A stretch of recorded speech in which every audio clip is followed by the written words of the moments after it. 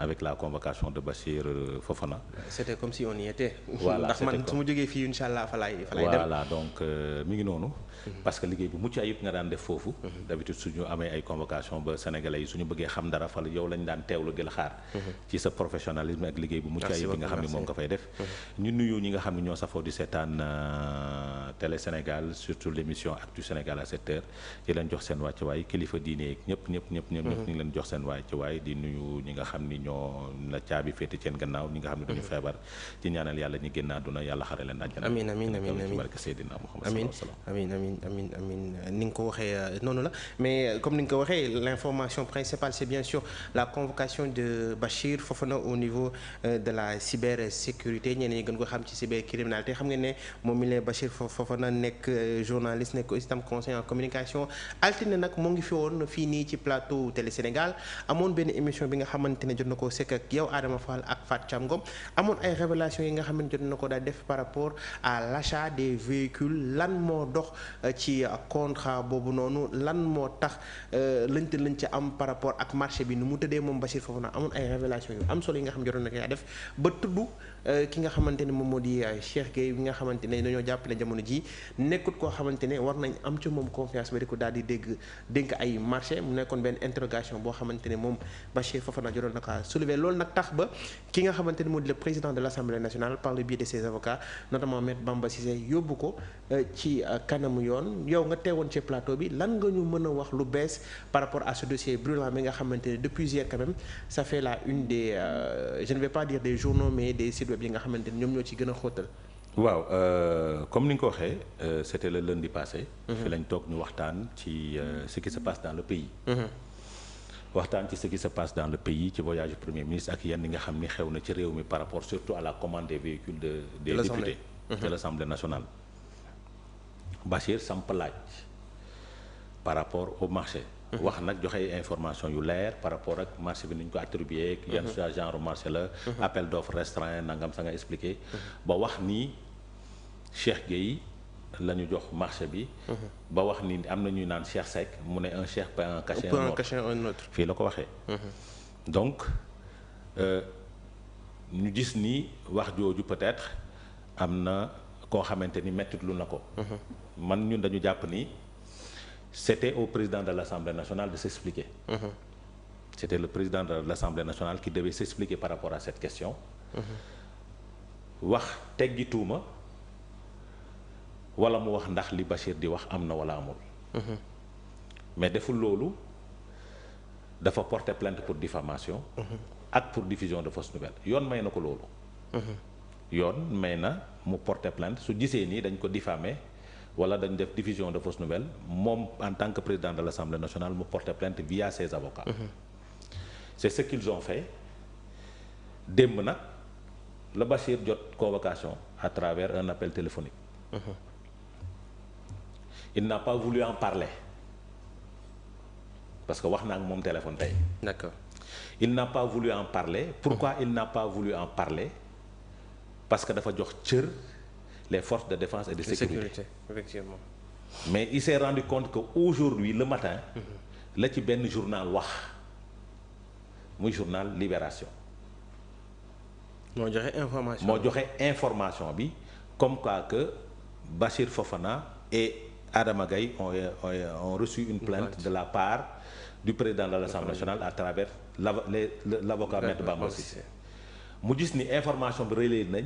am na peut-être lu nekk ci gannaaw moo tax mu partager l'information dans les réseaux sociaux. Adama Gaye après démentir na ne moom il n'a pas reçu de convocation. Adama Gaye démentir na ne moom il n'a pas reçu de convocation. moom dafa moom xamuloon parce que dañ ko ne pour affaire bu concernant. donc ba Libération génnee information bi. lay doog a xam li tax ñu convoqué ko.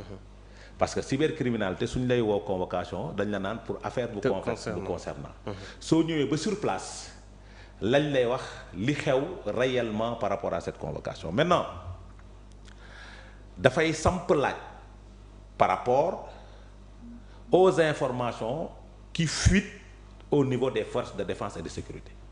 yow njëkkoon nga ko fay wax par rapport ak yow bi nga xam ne ba nga fa demee bañ ma fa convoqué man joxewuma l'information mais joxe nañ une information ils ont pas donné la totalité de l'information. Parce que suñu demee ba ku yor ñi yor suñu kaaraange parce que en matière d'information c'est de la sécurité de l'information. suñu demee ba ñi yor suñu kaaraange muy am ay information yuy fuité di jëm vers la presse.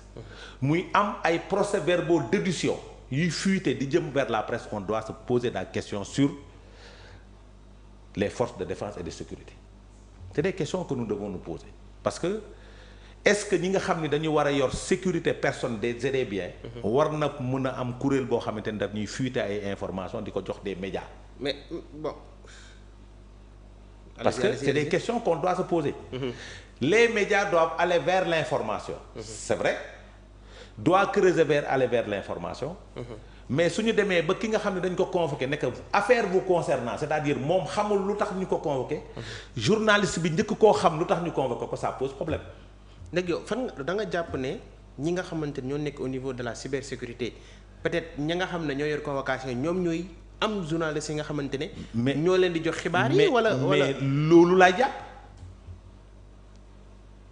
parce que information bi su jógewul foofu dem ci journaliste bi kan moo ko yëg.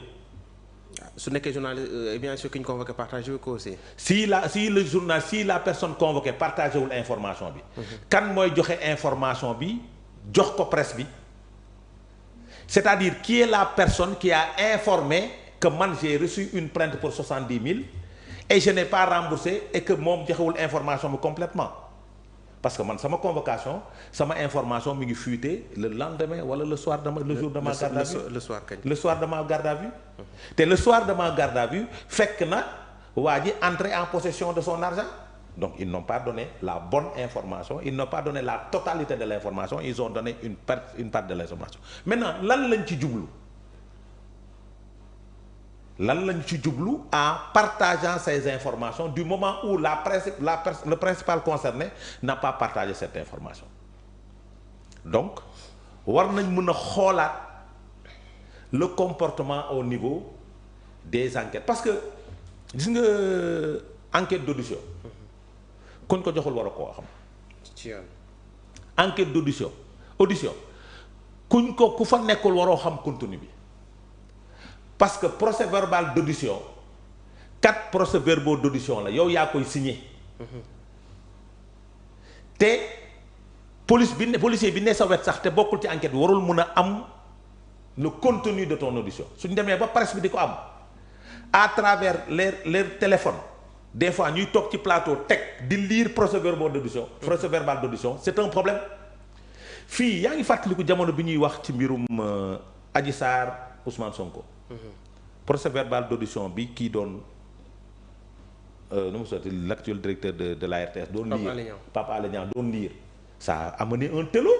mais Pape Alé Niang boobu c'est un journaliste simple donc moom déjà un journaliste catégorisé opposant entre guillemets waaw moom laa wax loolu tax ma ne la toole la fi andi pour qui a fuité ce procès-verbal d'audition ba ñoom ñu mën ci am aujourd'hui dañoo gis ni c'est une monnaie courante que nit ñi dañuy am PV d'audition yi au niveau des médias kan moo leen koy jox et pourquoi ñu koy joxee lan lañ ci jublu waaw wala déet gis nga fi PV d'audition ba tàyyi au niveau des médias bëri na ñun ñi sax man des fois à travers des groupes WhatsApp bien sûr c'est-à-dire comment est-ce que noonu la war a demee quel est le secret de l'instruction où se trouve le secret de l'instruction par rapport à ça parce que loolu du transparence de voilà partager les secrets partager les PV d'audition ça pose problème. mais est-ce que nit ñi xam nañ ne normalement audition ku dul avocat bi ak ki nga xam ne moom la ñuy déglu ak ñi nga xam ne ñooy poser question ñoom waruñu xam bu dul avocat moo génne bien sûr wax audition bi mais ñi nekk ci biti waruñu xam li ci xew. avocat bi sax su génnee du wax lépp. mais lu tax affaire bi ñu koy fekk ci mbedd mi lan lañ ci jublu pour jël affaire bi fekk ko ci mbedd mi d'habitude c'est pour yàq sa der wax la nii nga fa nekkoon da nga doon jooy wala da nga doon baalu wala da nga doon nangam parce que y a des choses qui doivent rester dans l'audition quel est l'objectif là moo tax ma ne la les gens qui partagent la convocation des gens te nit ki waxu ko ba pare joxe l'objet de la convocation kooku war nañ ko mën a seet ci biir police bi parce que nag ñi nga xam ne ñoo war a assurer suñu sécurité su nekkee dafa am parmi eux des gens yoo xamante ni ñooy fuiter les informations les convocations des uns et des autres surtout que ki nga xam ni convoqué nañ ko xamul lu tax ñu convoqué ko que journaliste gën njëkk koo xam lu tax mu convoqué ça pose problème ça pose problème